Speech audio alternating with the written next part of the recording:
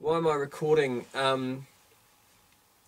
That's interesting because we're not doing an album at the moment. There's no money for an album, and there's also not really the time in our lives. There's a couple of wee projects coming up later in the year, that little EPs that may have this song on it. Primarily, I guess we're recording this song. We're investigating a couple of things at the moment. One is how we write songs, and we're trying to do that collaboratively. And another one is how do we distribute music, and at the moment this song is going to go out on our website. Rema's doing a whole lot of promotion stuff with it. Thanks, Rema.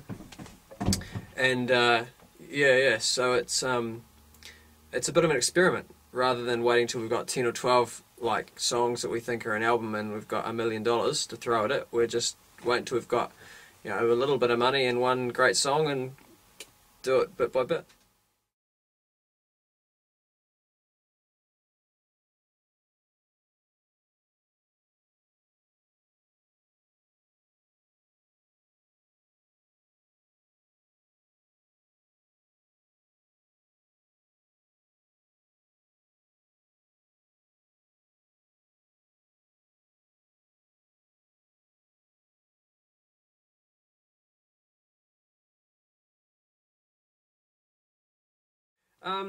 Well, I wrote this song halfway through last year in Scotland, in a Haere, a little nowhere in the Western Highlands, where I was looking after a church. My wife and I were on our OE, and we spent 5 or 6 weeks in Scotland. And I've been thinking about whether or not it was the fact that I was so far away from home that made reflecting on the God who calls us home such a kind of a powerful idea for me. But I had a few kind of motivations behind the song. I wanted a song that acknowledged that us coming to worship, us being connected to God, is not our bright idea.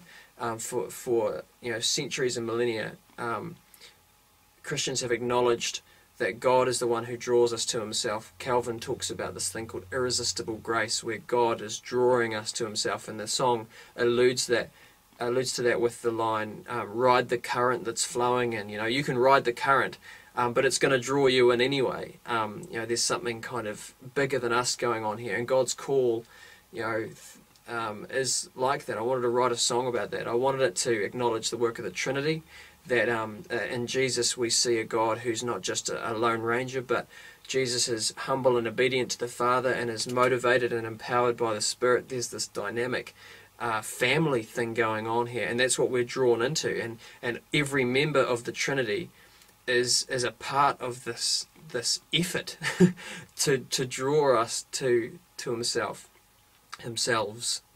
Who knows what the right pronoun is there. And so this song kind of came out of that, and I just remember a very satisfying musical moment was when I started to just strum and play the line, hear the Father, Haere mai, feel the Spirit, Haere mai, know the Saviour, Haere mai.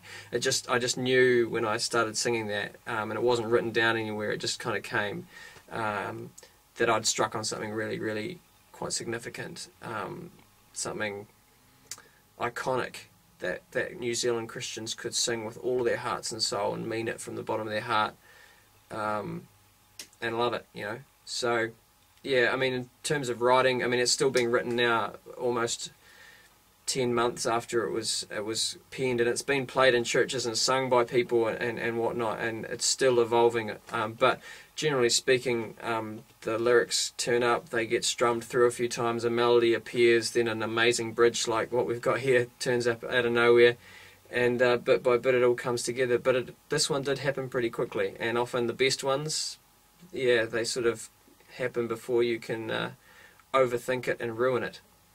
Yeah, so sorry there wasn't much of a formula for this one.